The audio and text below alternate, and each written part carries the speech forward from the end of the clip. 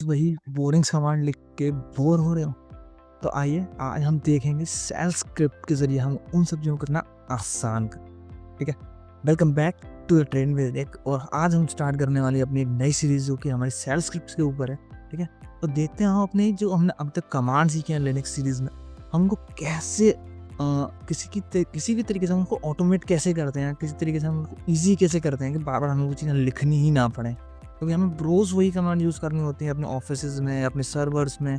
ठीक है, तो गाइस हम देखते हैं उनको आज हम कैसे डील करने वाले हैं। ठीक है, तो मैंने यहाँ पे अपना EC2 कनेक्ट कर लिया है यहाँ पर। ठीक है, यहाँ पे हमारी वही पुरानी फाइल्स हैं जो हमने लिनक्स सीरीज़ वगैरह बनाई थी। ठीक है, तो आज हम इसकी ये बताएं कि हाँ एक्चुअली सेल स्क्रिप्ट होता है। सेल स्क्रिप्ट आप बेसिक तरीके से समझ सकते हैं कि सेल स्क्रिप्ट बस एक फाइल है जिसमें कुछ कमांड्स आपने लिनक्स से लिख दी जिनको आप रेगुलरली यूज़ करने वाले हो। ठीक है, तो एक बेसिक सी एक फाइल लिख के देखते हैं, दैन फिर हम कल से स्टार्ट करेंगे कि अपना प्रॉपरली एक सीरीज़। आज सिर्फ एक इंट्रो था। ठीक है, मैं एक फाइल बनाता हूँ यहाँ पर। ठीक है, तो कोई आप मेरे को कमेंट में बताइए कि हम फाइल किस कमांड से बनाते हैं। ठीक है, तब तक मैं यहाँ पे एक फाइल बना देता हूँ। टच, ठीक है, आप टच से बना सकते हो। हम नाम रखते हैं इसका शेल ही रख देते हैं। ठीक है, शेल। हाँ, वैसे आपको इसका सफिक्स .sh ही रखना है, नहीं जैसे हम फाइल टाइप में जब पाइथन आते हैं तो py लिखते हैं, तो वैसे ही हम शेल स्क्रिप्ट जब बनाते हैं हम .sh लिखते हैं। ठीक है, आप टच से भी बना सकते हो और डायरेक्टली आप चाहो तो आप विन से ही बना सकते हो। ठीक है, मैं विन से बना रहा हूँ यहाँ पर। ठीक है, मैं सिंपल फाइल खोली और इसमें आपको करना है क्या। ठीक है, मैं आपको बस बेसिक एग्जांपल बता रहा हूँ कि आप शेल स्क्रिप्ट में कैसे हम स्टार्ट करेंगे। जैसे कि हम फाइल फोल्डर बनाते थे। ठीक है, ठीक है, मैं आई दबा के हमने इंसर्ट मोड में आ गए। उसके बाद हमें बनानी है पहले एक फोल्डर बनाना है। ठीक है, तो फोल्डर की कमांड है mkdir। ठीक है, क्या लिखा है ss। ठीक है, हमने ss नाम का एक फोल्डर बनाया और ss के फोल्डर के बाद हमें उसमें बनाना क्या है, उसके बाद हमें एक फाइल बनानी। चलो टच, ठीक है, टच है,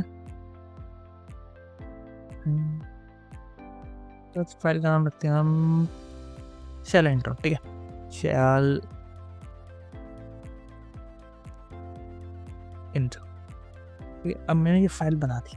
ठीक है, अब इस तरीके से हम फाइल बनाते थे। आपको पहले इसको एक बार सेव कर लेना है। ठीक है, वही escape::wq एंटर। ठीक है, जिससे कि आप देख सकते हैं कि यहाँ पर हमारी आ चुकी है। पर आप एक चीज़ नोटिस कर पा रहे होंगे, shell.sh ग्रीन कलर की नहीं है।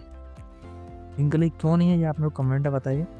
ठीक है, बेसिकली जब आप ls-l करोगे तो आप एक चीज़ नोटिस करोगे, जो अपना फाइल परमिशंस में यार आपने मेरी सीरीज़ में देखा होगा कि जब तक एग्जीक्यूट ना हो, जैसे आप यहाँ पर देख पा रहे हैं x है या x है, इसलिए ग्रीन आ रहा है, यानी एग्जीक्यूट परमिशंस है।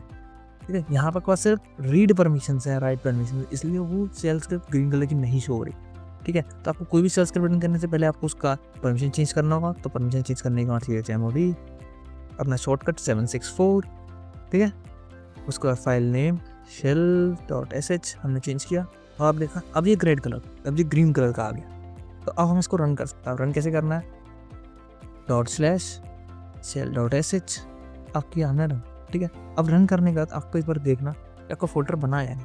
ठीक है, तो हमारा फोल्डर था ये रहा, ये रही हमारी फाइल। ठीक है, तो अब ls-l तो आपने देखा हमने एक फोल्डर बनाया था जो कि हमारा था, कहाँ है अपना फोल्डर, ये रहा ss फोल्डर, और हमने एक फाइल बनाई थी shell.sh। तो इस तरीके से हम छोटी छोटी कमांड्स जो आप अभी तक यूज़ कर रहे थे, आप उनको एक फर्स्ट फाइल में आपको रखना है।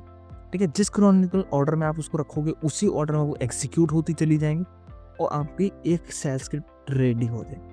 That's it for this video. अगर आपको ऐसी आपको शेल स्क्रिप्ट आगे के लिए सीखनी है, हम बिगनर टू एडवांस चीज़ इसमें फॉलो करते हैं, तो ये बिगनर के लिए था एक छोटा सा इंट्रो के एक्चुअली शेल स्क्रिप्ट होता है। मिलते हैं अगले वीडियो में।